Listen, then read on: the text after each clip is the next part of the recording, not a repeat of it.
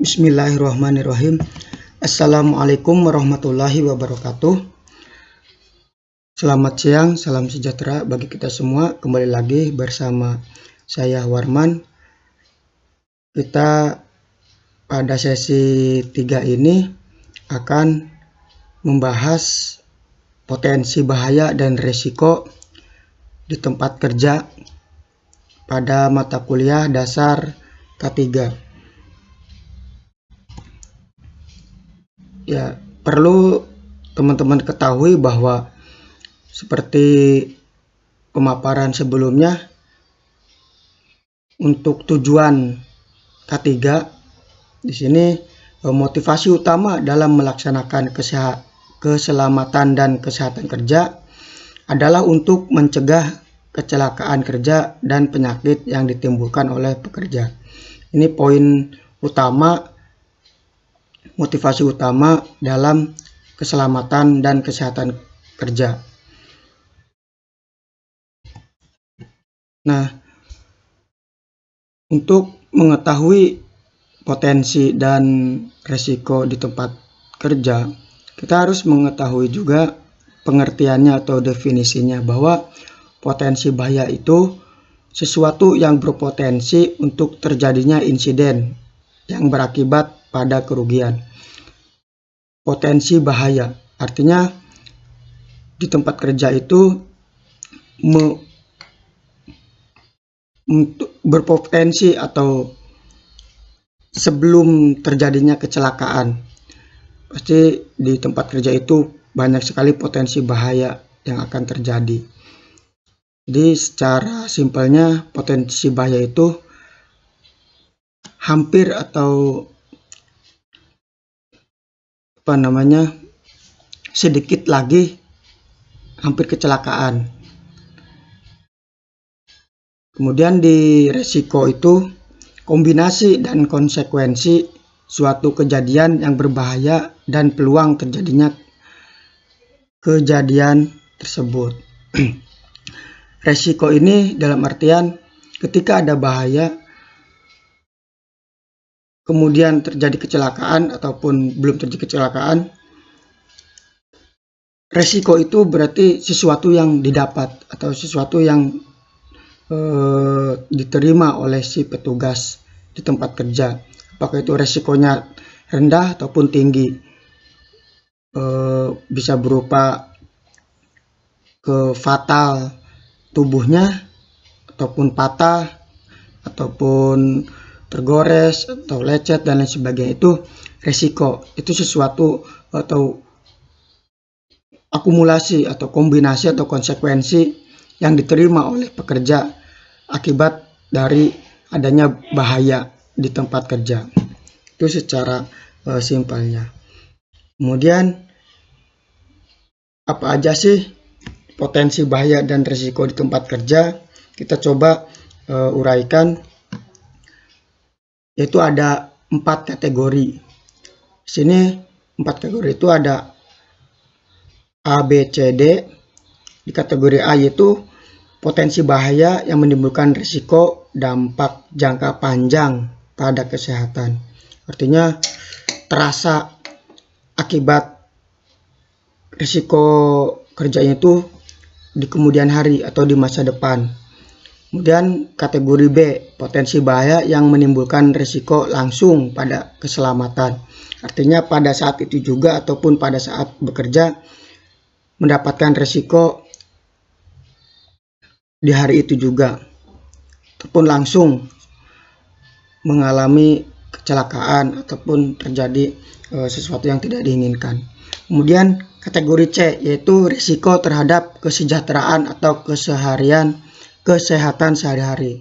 Ini artinya berkaitan dengan kesejahteraan pekerjanya.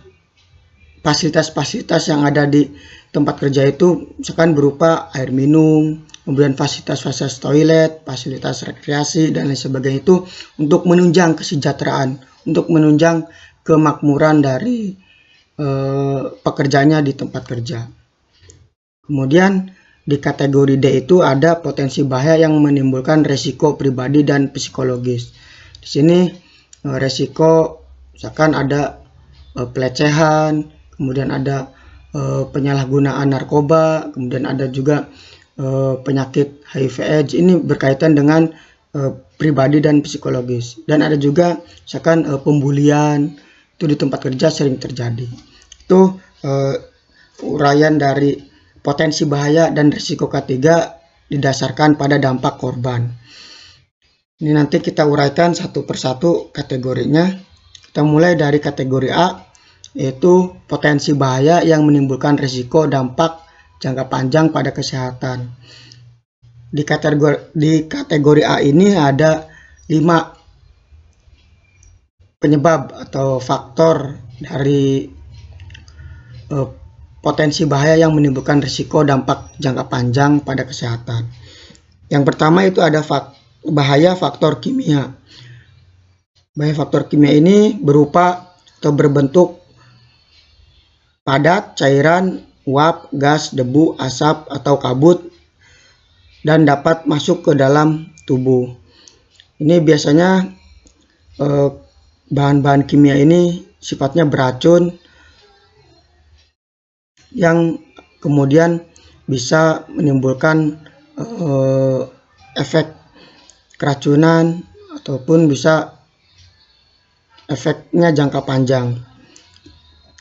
Ini berupa, kalau di bahaya faktor kimia ini, cara penularan atau cara masuk ke dalam tubuhnya itu melalui hirup ataupun inhaler, atau dihirup. Si bahan kimia ini terhirup oleh hidung, kemudian masuk ke dalam tubuh, dan itu bisa menyebabkan mengendapnya racun di dalam tubuh. Kemudian ada lagi melalui makanan ataupun yang kita makan, masuk ke pencernaan. Kemudian ada lagi masuk ke pencemaran berupa menempel dalam kulit ataupun dalam tubuh kita, yang kemudian jangka panjang akan menyebabkan penyakit akibat kerja. Itu di faktor kimia. Kemudian di faktor biologi. Faktor biologi ini biasanya berupa virus, bakteri, kemudian binatang, dan sebagainya. Ini yang akan mengakibatkan penyakit dan gangguan di masa yang akan datang. Kemudian ada lagi dari faktor fisik. Ini berupa adanya kebisingan di tempat kerja. Bising itu berarti suara yang terlalu berisik atau suara yang terlalu keras mengakibatkan gangguan terhadap telinga atau pendengaran. Kalau nggak salah, ambang batas dari kebisingan ini 85 desibel. Satuan itu desibel. Jadi ini harus maksimal itu 85 desibel di tempat kerja. Dan ada lagi di tempat-tempat lain sesuai dengan ambang batas yang ditentukan. Kemudian dari penerangan juga, kalau terlalu terang dari lampunya itu juga akan mengakibatkan mata ini terlalu cepat lelah karena mengalami radiasi cahaya. Kemudian ada juga getaran. Getaran ini misalkan biasanya mesin-mesin yang besar itu menimbulkan getaran. Ini kalau dikerjakan, pekerja itu mengerjakan mesin yang besar kemudian ada getaran yang lama, itu biasanya akan nanti menimbulkan tremor ataupun di kemudian hari penyakit sindrom yang bergetar itu. Coba nanti di searching. Kemudian dari iklim kerja. Iklim kerja ini biasanya dari segi cuaca ataupun suasana tempat kerjanya, apakah panas ataupun di sana itu terlalu dingin dan sebagainya. Kemudian dilihat dari cara kerja dan ergonomi. Cara kerja ini pasti mempengaruhi potensi atau resiko jangka panjang, terutama di kesehatan. Itu posisi bangku kerja. Posisi bangku kerja ini berpengaruh. Kalau misalkan terlalu tinggi, maka badan kita terlalu nantinya akan melihat ke bawah terus. Jadi bagian tubuh atau bagian belakang, tulang belakang kita pasti akan membungkuk. Nah, kalau misalkan itu sering terjadi dan nanti di kemudian hari bisa mengakibatkan bungkuk. Kemudian pekerjaan yang berulang-ulang. Ya, di sini kalau misalkan angkutnya itu sering dilakukan misalkan oleh manual, oleh tenaga manusia, itu nanti bisa menyebabkan sakit atau pegel-pegel di badan. Kalau misalkan di pas hari itunya iya pegel-pegel saja, tapi nanti ketika di kemudian hari pasti tubuh ini pasti akan merasakan akibat dari ergonomi tersebut. Jam kerja yang terlalu lama juga akan sangat berpengaruh. Kalau di kita ini batas kemampuan tenaga manusia itu ditentukan 7 jam per hari atau dari jam 8 sampai jam 4. Itu subsipan juga berpengaruh. Apalagi kalau misalkan di malam hari itu membutuhkan tenaga ekstra, yaitu kita harus menahan ngantuk, kemudian menahan hawa dingin, dan biasanya itu cepat lapar, dan itu kelalaian di malam itu sering terjadi karena faktor-faktor tadi. Kemudian bahaya lingkungan kerja ini biasanya berupa polusi pada perusahaan di masyarakat. Artinya kondisi lingkungan bisa berupa banyak angin juga berpengaruh. Ini akan, kalau misalkan anginnya gede, kencang, ya pasti berpengaruh ke kondisi lingkungan di tempat kerja. Kemudian juga kalau misalkan di sana itu polusi udaranya sangat kotor, kemudian banyak asap, itu pasti juga akan berpengaruh ke lingkungan kerja terutama. Kemudian berlanjut ke kategori B, yaitu potensi bahaya yang menimbulkan risiko langsung pada kesehatan. Ini dilihat ada 5 faktor, yaitu pertama faktor manusia.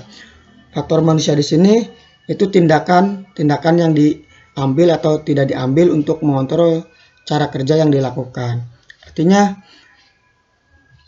sering terjadi kecelakaan akibat tidak tahunya mengoperasikan mesin, akibat ketidaktahuan pekerjanya, itu mengakibatkan kecelakaan. Kemudian juga akibat dari bergurau, itu bisa juga mengakibatkan kecelakaan karena berguraunya itu di dekat mesin yang berpotensi bahaya. Nah, itu kemudian di faktor material. Faktor material ini berupa risiko ledakan, kebakaran, dan trauma paparan tak terduga untuk zat yang sangat beracun seperti asam. Material ini bisa berupa mesin ataupun bahan-bahan yang ada di tempat kerja. Ini misalkan kalau mesin sudah lama, kemudian masih terus dipakai, ini akan menyebabkan kerusakan di mesinnya dan bisa menyebabkan ledakan karena sudah overheat atau terlalu panas di mesin tersebut. Kemudian juga bisa mengakibatkan ledakan, kebakaran, atau trauma. Dan juga berkaitan misalkan ada mesin penggiling itu karena di lokasi tersebut ada barang lain, kemudian barang lain tersebut jatuh menimpa mesin tersebut, itu akan menyebabkan resiko ledakan ataupun kebakaran yang lain. Itu berupa faktor materialnya. Kemudian ada lagi ke faktor peralatan. Faktor peralatan ini jika tidak terjaga dengan baik, rentan terhadap kegagalan yang dapat menyebabkan kecelakaan. Nah, di sini ketika maintenance atau pemeliharaan dari alat-alat yang digunakan itu akan menyebabkan kecelakaan. Misalkan ketika sedang dibongkar atau diservis, ada alat yang ketinggalan atau nyangkut di mesin tersebut, dan kemudian ketika mesin tersebut dioperasikan, karena adanya peralatan yang tertinggal di dalam, jadinya akan merusak di dalamnya dan menimbulkan kerusakan si mesin tersebut. Itu di faktor peralatan. Kemudian di faktor lingkungan. Lingkungan ini mengacu pada keadaan tempat kerja. Ini berupa suhu, kelembaban, kebisingan udara, dan kualitas. Nah, di sini biasanya di tempat kerja itu kalau siang hari akan terasa panas cuacanya, dan ini akan menyebabkan si pekerja itu merasa tidak nyaman karena sering mengelap keringatnya. Ini akan mengakibatkan produktivitas kerjanya menurun, semangat kerjanya juga menurun. Ini faktor lingkungan. Dan kalau misalkan terlalu berisik, terlalu bising juga berpengaruh kepada pekerjaannya. Tidak bisa mendengar ataupun tidak bisa menginstruksikan dengan baik kepada pekerja yang lain karena terlalu berisik atau terlalu bising. Kemudian selanjutnya itu dari faktor proses. Ini termasuk resiko yang timbul dari proses produksi dan produk samping seperti panas, kebisingan, debu, uap, dan asap. Misalnya di sini kalau misalkan si mesin itu berupa mesin, biasanya kalau mesin uap ini ketika beroperasi pasti akan menimbulkan asap atau uap di atas cerobongnya. Kemudian juga kalau misalkan dari mesin pencacah ini biasanya berupa menghasilkan kebisingan dan panas. Nah, itu akan menyebabkan nanti si pekerjanya itu tidak nyaman ataupun nanti bisa berupa penurunan tenaga si pekerjanya, dan ini akan menyebabkan bahaya atau resiko langsung. Kemudian kita ke kategori C, yaitu risiko terhadap kesejahteraan atau kesehatan sehari-hari. Ini seringkali kita temukan di tempat kerja, ada 5, yaitu air minum, toilet dan fasilitas mencuci, ruang makan atau kantin, P3K di tempat kerja, dan pelayanan kesehatan kerja, dan fasilitas tambahan. Oke, kita lihat di air minum. Ini air minum di tempat kerja itu pasti harus tidak boleh berbau dan harus segar. Air tidak boleh berwarna dan berasa. Air tidak boleh mengandung binatang atau bakteri yang berbahaya. Kemudian akses dari air minum tersebut harus terjangkau. Artinya kalau misalkan air minum ini tidak terjaga mutu kesehatannya, pasti akan berpengaruh kepada pekerjanya. Misalkan air minum tersebut itu berbau ataupun berwarna ketika dikonsumsi oleh pekerja di tempat kerja, nanti timbulnya akan diare. Ketika diare sudah menyerang pekerja, melaksanakan pekerjaannya atau tugas kerjanya itu akan terganggu karena bolak-balik ke toilet untuk membuang sering BAB atau ya diare itu. Ini perlu juga nanti ada pemeriksaan kualitas fisik air. Kemudian ada juga kualitas fisik kimia, biologi. Itu di air minum. Kemudian aksesnya terjangkau. Akses terjangkau ini ya harus dekat dengan pekerjanya. Jangan jauh-jauh ditempatkan air minumnya. Kemudian toilet dan fasilitas mencuci. Ini sangat perlu sekali untuk kesejahteraan, kenyamanan dari pekerjaannya.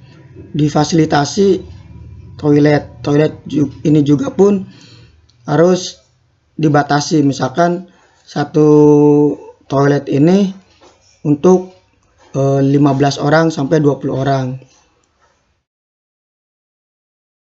Kemudian dipisahkan antara laki-laki dan perempuan agar ya nantinya tidak menimbulkan efek psikis atau pribadi dari masing-masing.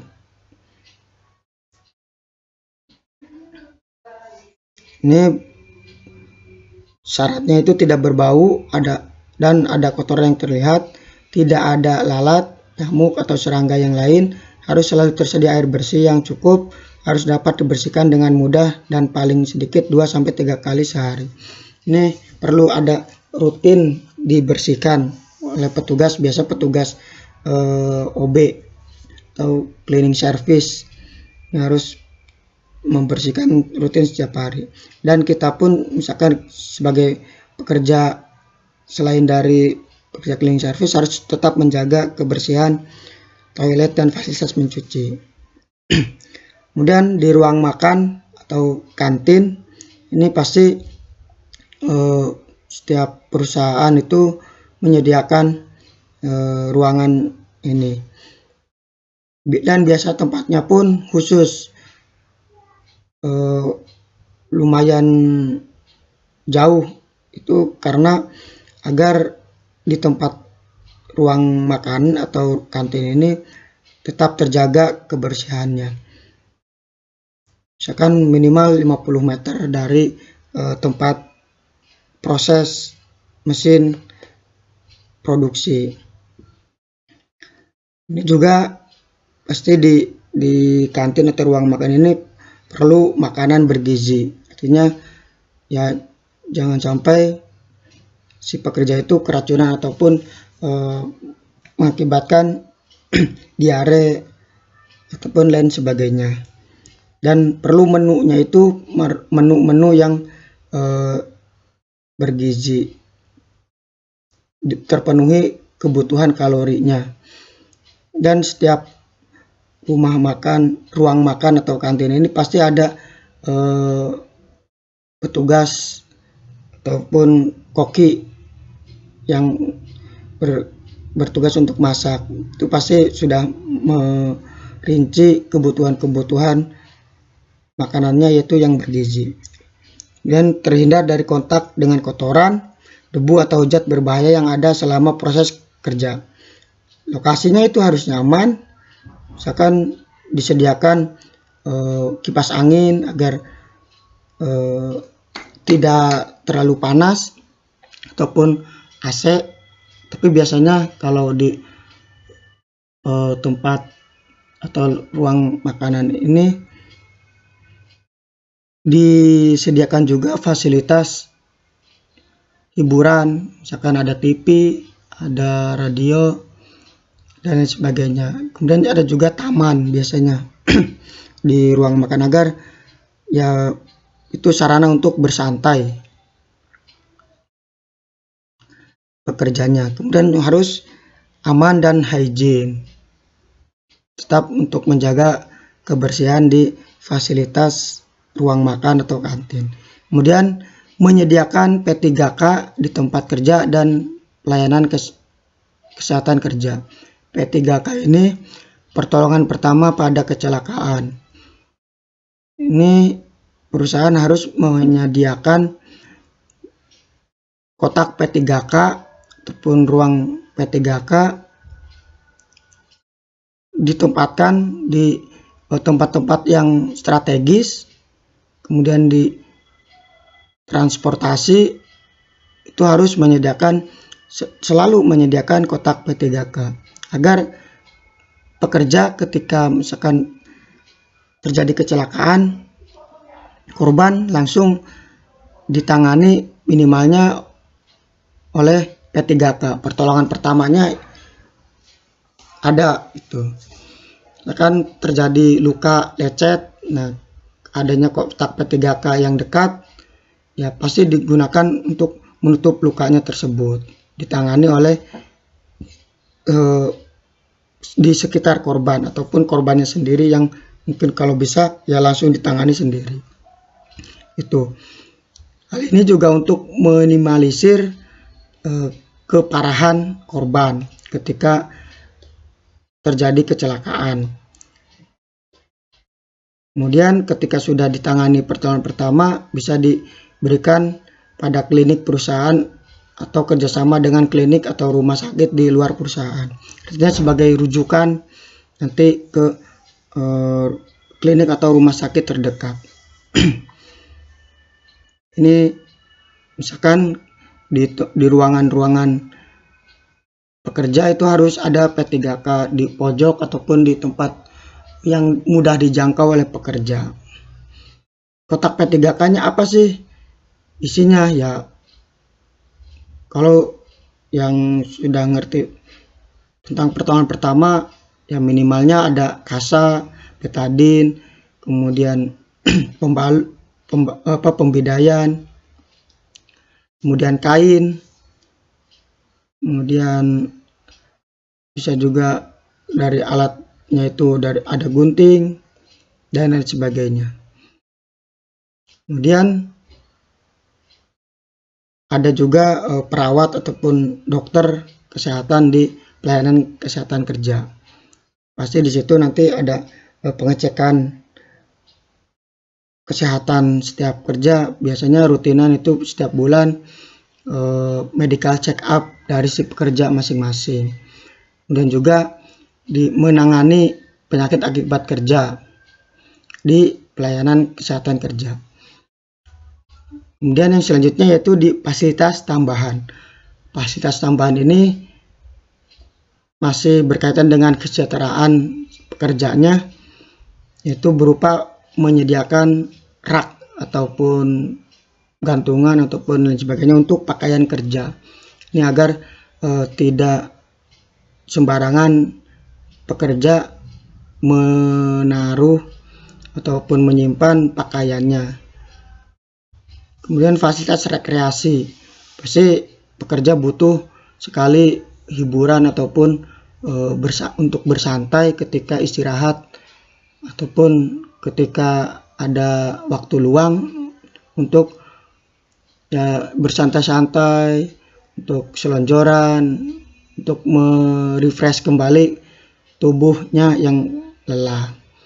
Kemudian ruang istirahat, pasti juga di tempat kerja itu ada, kalau misalkan pekerja yang sudah kelelahan memanfaatkan jam istirahatnya itu untuk tidur, untuk selonjoran dan sebagainya. Kemudian ada juga fasilitas umum lainnya itu untuk menyediakan tempat rokok.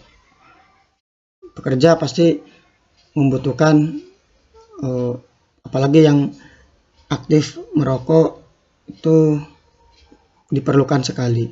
Kemudian juga bagi ibu-ibu ataupun dari yang membawa anaknya yang masih kecil itu disediakan pengasuhan anak. Ini bisa berupa taman bermain ataupun nanti ada juga tempat khusus untuk menyusui.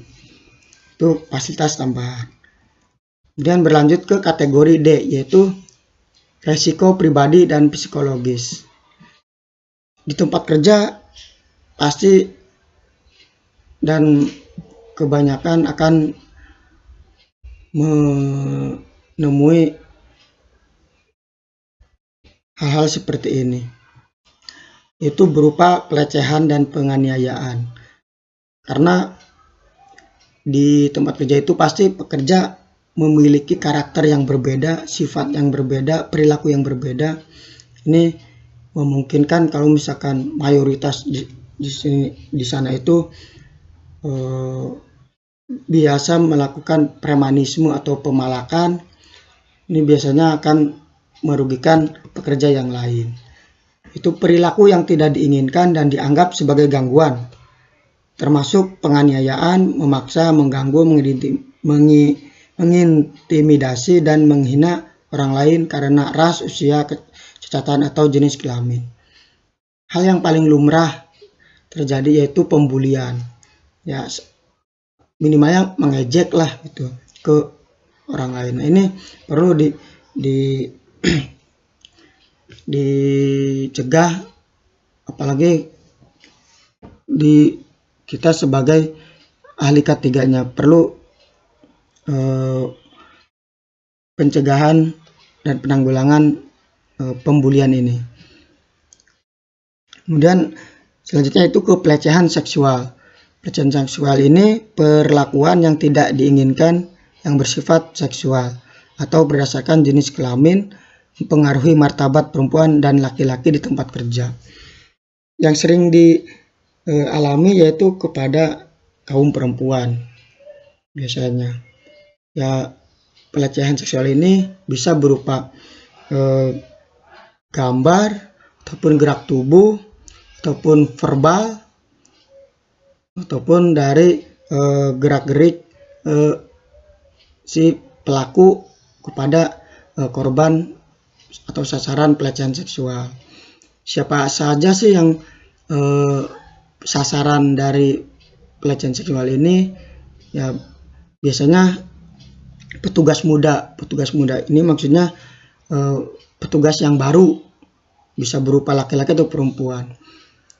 Kemudian wanita yang jelas, kemudian ibu-ibu, kemudian yang berstatus masih sendiri, kemudian janda dan lain sebagainya. Kemudian ada juga yang sesama suka laki-laki itu di tempat kerja ada saja. Kemudian selanjutnya yaitu ke HIV atau AIDS di tempat kerja.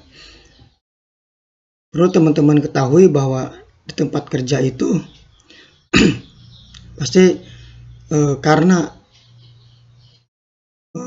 depresi ataupun tekanan dari lingkungan kerja dan kemudian beban kerjanya pun tinggi, ini biasanya orang-orang yang misalkan masih sendiri ataupun sudah janda ataupun duda ini akan mencari kesenangan atau pasangan lain di tempat kerja dan beresiko untuk menularkan HIV atau AIDS. Ataupun si petugas ataupun si pekerja tersebut dalam istilah lain jajan keluar untuk yaitu menyalurkan hasrat biologisnya ke yang lain. Ini beresiko sekali menularkan HIV dan AIDS di tempat kerja. Perlunya mengembangkan kebijakan tentang upaya pencegahan dan penanggulangan HIV AIDS, mengkomunikasikan kebijakan dengan cara menyebarluaskan informasi dan menyelenggarakan pendidikan dan pelatihan, memberikan perlindungan kepada pekerja atau buruh dengan HIV AIDS dan tindak dan perlakuan diskriminasi. Artinya kalau misalkan ada yang sudah terkena penyakit AIDS atau HIV ya diberikan perlindungan, karena masih diberikan konsultasi, pemantauan, dan kalau dijaga atau tindak dari perlakuan diskriminasi. Ini perlu kontrol lebih untuk pekerja yang terkena HIV/AIDS. Jangan sampai si pekerja tersebut menularkan kembali ke yang pekerja yang lain. Kemudian narkoba di tempat kerja. Ini masih berkaitan dengan tekanan kerja, beban kerja, menjadi stres, depresi kepada pekerjanya, lari atau mencurahkannya itu ke narkoba ataupun obat-obatan, ada juga ke miras. Ini perlu dicegah dan ditanggulangi perilaku buruk terhadap kesehatan, terutama pada keterlibatan, keamanan, dan produktivitas kerja akibat penyalahgunaan dan peredaran gelap narkotika, psikotropika, dan zat adiktif lainnya. Yang lumrah terjadi di tempat kerja itu kecil-kecilnya itu minum obat depresi. Kalau dibilang ya yang masyarakat umumnya itu biasanya disebut pil koplo ataupun dextro dan sebagainya. Kemudian miras di tempat kerja, ya orang-orang yang suka minum minuman ya itu perlu dicegah atau ditanggulangi. Itu yang mengakibatkan resiko pribadi atau psikologisnya terganggu, yang akan menurunkan produktivitas kerja di perusahaan atau tempat kerjanya. Ini kategori-kategori yang bisa saya jelaskan mengenai potensi dan resiko keselamatan dan kesehatan di tempat kerja, yaitu kategori A, B, dan C, dan D sudah dijelaskan. Barangkali dari mahasiswa yang ingin lebih lanjut mendalami tentang keselamatan dan kesehatan kerja bisa di searching ataupun di ke Gramedia ataupun lain sebagainya.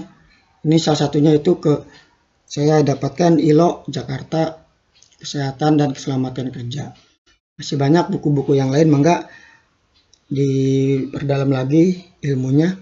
Dan dari sesi ini, di sesi 3 ini kita lanjut berdiskusi atau tanya jawab di grup WA. Kurang lebihnya mohon maaf.